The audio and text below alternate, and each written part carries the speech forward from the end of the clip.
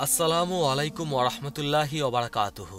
আজকের ভিডিওতে আমরা জানব মক্কার সাওর পর্বতে বিশ্বনবী সাল্লাল্লাহু আলাইহি ওয়াসাল্লামের তিনটি মুজিজা সম্পর্কে।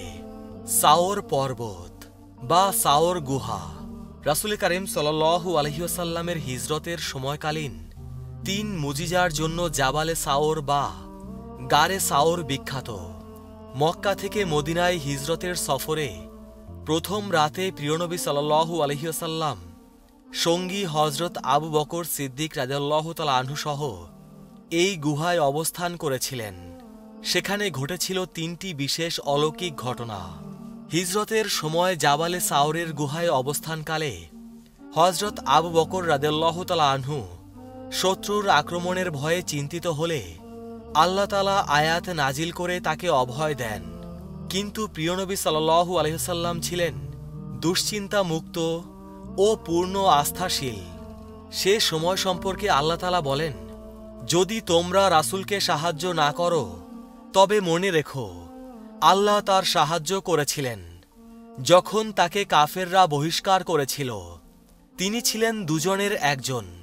যখন তারা গুহার মধ্যে ছিলেন তখন তিনি নিজের সঙ্গীকে বললেন, বিষণ্ণ হয়ো না, আল্লাহ আমাদের সাথে আছেন। অতঃপর আল্লাহ তার প্রতি নিজের সান্ত্বনা নাজিল করলেন এবং তার সাহায্যে এমন বাহিনী পাঠালেন যা তোমরা দেখনি। বস্তুত আল্লাহ কাফেরদের মাথা নিচু করে দিলেন। আর আল্লাহর কথাই সদা সমুন্নত এবং আল্লাহ পরাক্রমশালী প্রজ্ঞাময়। সূরা তাওবা আয়াত 40।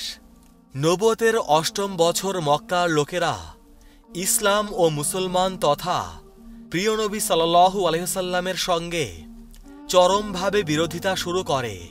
পরিস্থিতি এমন ভয়াবহ ছিল যে প্রিয়নবী সাল্লাল্লাহু আলাইহি ওয়াসাল্লাম ইসলামের অধিকাংশ অনুসারীকে মদিনা সহ অনেক অঞ্চলে হিজরতের নির্দেশ দেন আর তিনি মহান আল্লাহর নির্দেশের অপেক্ষায় থাকেন। অবশেষে 622 খ্রিস্টাব্দে প্রিয়নবী সাল্লাল্লাহু আলাইহি ওয়াসাল্লাম মক্কা থেকে মদিনায় হিজরত করেন। মক্কা থেকে রাতের বেলা হিজরতের পর প্রথম মঞ্জিল ছিল জাবালে সাওরের গুহা, যেখানে প্রকাশ পেয়েছিল তিনটি অলৌকিক ঘটনা, যে কারণে মক্কার শত্রুবাহিনী এ গুহাকে সন্দেহ পোষণ করেনি। হিজরতের আগে মক্কার ইসলাম বিদ্বেষীরা দারুন নাদোয়া বৈঠকে প্রিয়নবী সাল্লাল্লাহু আলাইহি ওয়াসাল্লামকে চিরতরে হত্যার পরিকল্পনা করে। তিনি যখন রাতে নিজ বিছানায় বিশ্রাম নিচ্ছিলেন আল্লাহ তখন তাকে হিজরতের নির্দেশ দেন। হযরত আলী রাদিয়াল্লাহু তাআলা আনহুকে তার বিছানায় রেখে প্রিয় সঙ্গী হযরত আবু বকর রাদিয়াল্লাহু তাআলা আনহুকে সঙ্গে নিয়ে রাসূল পাক সাল্লাল্লাহু আলাইহি ওয়াসাল্লাম মদিনার উদ্দেশ্যে রওনা হন। আল্লাহ তাআলা অস্ত্রসহ কুরাইশ বাহিনীর সামনে দিয়ে সঙ্গী আবু বকরকে নিয়ে নিরাপদে মক্কার 4 মাইল উত্তরে সাওর পাহাড়ের একটি গুহায় আশ্রয় নেন, যেখানে সেই রাতে প্রিয়নবী সাল্লাল্লাহু আলাইহি ওয়াসাল্লামকে চিরতরে হত্যার জন্য তার ঘরের চারদিকে শত্রু বাহিনীর টগবগে যুবকরা অপেক্ষা করছিল। অথচ তাদের সামনে দিয়ে প্রিয়নবী সাল্লাল্লাহু আলাইহি ওয়াসাল্লাম নিজ ঘর থেকে বের হয়ে চলে গেলেন। তারা টেরও পেল না। সুবহানাল্লাহ। সকাল হয়ে গেলে প্রিয়নবী সাল্লাল্লাহু আলাইহি ওয়াসাল্লামের ঘরে ঢুকে বিছানায় গিয়ে দেখতে পান যে হযরত আলী রাদিয়াল্লাহু তাআলা আনহু শুয়ে আছেন। তার হিজরতের বিষয়টি শুনতে পেয়ে কুরাইশ বাহিনীর টগবগে যুবকরা তাদের পিছু নেয়। কুরাইশ বাহিনী পিছু নেবে এটা বুঝতে পেরেই প্রিয়নবী সাল্লাল্লাহু আলাইহি ওয়াসাল্লাম সঙ্গী আবু বকর সহ সাওর পর্বতের গুহায় 3 দিন অবস্থান গ্রহণের সিদ্ধান্ত নেন। হিজরতের সময় সাওর পর্বতের গুহায় অবস্থান আল্লাহ তাআলার পক্ষ থেকে এটা ছিল প্রথম সাহায্য ও অলৌকিক ঘটনা। রাসূল পাক সাল্লাল্লাহু আলাইহি ওয়াসাল্লাম ও তার সঙ্গী আবু বকর রাদিয়াল্লাহু তাআলা আনহু ভোর হওয়ার আগেই সাওর পর্বতের গুহায় আশ্রয় নেন। প্রিয়নবী সাল্লাল্লাহু আলাইহি ওয়াসাল্লাম গুহায় প্রবেশের আগে হযরত আবু বকর সিদ্দিক রাদিয়াল্লাহু তাআলা আনহু গুহাটি পরিষ্কার করেন। গুহার মধ্যে তিনি সাপের খোলস ও অস্তিত্ব দেখতে পান। এদিকে রাসূল পাক সাল্লাল্লাহু আলাইহি ওয়াসাল্লাম ছিলেন ক্লান্ত। তিনি হজরত আবু বকর সিদ্দিক রাদিয়াল্লাহু তাআলা আনহুয়ের উরুর ওপর মাথা রেখে ঘুমিয়ে পড়েন। হজরত আবু বকর রাদিয়াল্লাহু তাআলা আনহু গুহার ভেতরে অসংখ্য ছোট ছোট ছিদ্র নিজ গায়ের চাদর বা কাপড় দিয়ে বন্ধ করে দেন, যেন বিষাক্ত কোনো প্রাণী রাসূল পাক সাল্লাল্লাহু আলাইহি সাল্লামের ওপর আক্রমণ করতে না পারে। কিন্তু একটা ছিদ্র ঢাকতে পারেননি, তাই তিনি পা দিয়ে তা ঢেকে রাখেন। এদিকে পা দিয়ে ছিদ্র বন্ধ করে দেওয়ার ফলে সাপ গর্ত থেকে বের হতে পারছিল না। পরে সাপটি হজরত আবু বকর সিদ্দিক রাদিয়াল্লাহু তাআলা আনহুয়ের পায়ে কামড় বসিয়ে দেয়। এর বিষক্রিয়ায় হজরত আবু বকর সিদ্দিক রাদিয়াল্লাহু তাআলা আনহুয়ের চোখ থেকে পানি গড়িয়ে পড়ছিল, আর তা বিশ্বনবী সাল্লাল্লাহু আলাইহি সাল্লামের মুখমণ্ডলে পড়তেই তিনি ঘুম থেকে জেগে ওঠেন।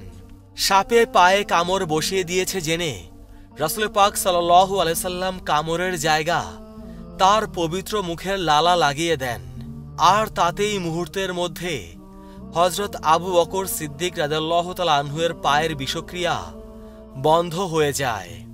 অতঃপর এই গুহায় আল্লাহ রাসূল সাল্লাল্লাহু আলাইহি সাল্লাম এবং আবু বকর রাদিয়াল্লাহু তাআলা আনহু 3 দিন 3 রাত অবস্থান করেন। এটা ছিল সাওর পর্বতের গুহায় দ্বিতীয় অলৌকিক ঘটনা। এদিকে মক্কার শত্রুবাহিনী রাসূল পাক সাল্লাল্লাহু আলাইহি সাল্লাম এবং আবু বকর রাদিয়াল্লাহু তাআলা আনহুকে খুঁজতে খুঁজতে সাওর পাহাড়ের গুহার সন্নিকটে এসে উপস্থিত, যেখানে হজরত আবু বকর রাদিয়াল্লাহু তাআলা আনহু গুহা পরিষ্কার পরিচ্ছন্ন করেন আর এ গুহায় অবস্থান করেন। আল্লাহ তাআলা এ সময় শত্রুবাহিনী থেকে তাদের রক্ষা করেন। আল্লাহর হুকুমে ওই গুহার মুখে মাকড়সা এমনভাবে বাসা বেঁধে রাখে আর কবুতর এমনভাবে বাসা বেঁধে তাতে ডিম পেড়ে তা দিতে থাকে, যাতে কোনো মানুষ প্রবেশের চিহ্ন অবশিষ্ট না থাকে। কুরাইশ শত্রুরা গুহার কাছে এসে মাকড়সার বাসা এবং কবুতরের ডিমে তা দেওয়ার বিষয়টি দেখে তারা মনে করেন যে এই গুহায় কোনো মানুষের প্রবেশ করা সম্ভব নয়, তাই তারা গুহায় প্রবেশ না করে চলে যায়।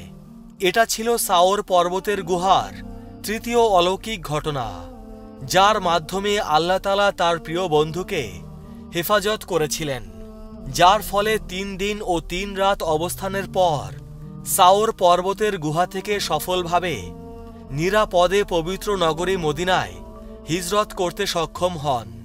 সেই সময়ের ঘটনা বর্ণনায় হাদিসে এসেছে, হজরত আনাস রাদিয়াল্লাহু তাআলা আনহু বলেন, হজরত আবু বকর সিদ্দিক রাদিয়াল্লাহু তাআলা আনহু আমার কাছে বর্ণনা করেছেন যে আমি রাসূলুল্লাহ সাল্লাল্লাহু আলাইহি সাল্লামের সঙ্গে সাওর পর্বতের গুহায় ছিলাম। আমি মুশরিকদের পদচারণা প্রত্যক্ষ করছিলাম। আমি বললাম, ইয়া রাসূলুল্লাহ সাল্লাল্লাহু আলাইহি ওয়াসাল্লাম, তাদের কেউ যদি পা উঠায় তাহলেই আমাদের দেখে ফেলবে। রাসূল পাক সাল্লাল্লাহু আলাইহি সাল্লাম বললেন, আমাদের দুজন সম্পর্কে তোমার কি ধারণা? আমাদের মধ্যে তৃতীয় জন হলেন আল্লাহ, অর্থাৎ তিনি আমাদের সাহায্যকারী। সহিহ বুখারী। হিজরতের সময় জাবালে সাওর বা গারে সাওরের ওই ঘটনা ছিল আল্লাহর পক্ষ থেকে সুস্পষ্ট মুজিজা বা অলৌকিক ঘটনা। আল্লাহর অনুগ্রহে যা তাদের উভয়কে শত্রুর আক্রমণ থেকে হেফাজত করেন। এ থেকে বোঝা যায় মহান আল্লাহর সাহায্য ও সফলতা দানের নমুনা এমনই। আল্লাহ তাআলা চাইলে কঠিন বিপদেও তার প্রিয় বান্দাদের হেফাজত করতে পারেন। উল্লেখ্য, পবিত্র নগরী মক্কার মসজিদে হারাম তথা কাবা শরীফ থেকে 4 কিলোমিটার উত্তরে কুদাই মহল্লার আল হিজরা এলাকায় অবস্থিত 450 মিটার উচ্চতার এ পর্বত। পর্বতের চূড়ায় অবস্থিত গুহাটি ছিল মাত্র 2 বর্গমিটার প্রশস্ত, যেখানে সঙ্গী হজরত আবু বকর রাদিয়াল্লাহু তাআলা আনহু সহ রাসূল করিম সাল্লাল্লাহু আলাইহি সাল্লাম 3 দিন 3 রাত অবস্থান করেছিলেন। প্রিয় আখেরি নবীর উম্মত, আজকের ভিডিও এ পর্যন্তই। সবাই ভালো থাকবেন। আল্লাহ রাব্বুল আলামিন আমাদের সবাইকে হিদায়াত দান করুন। আমিন।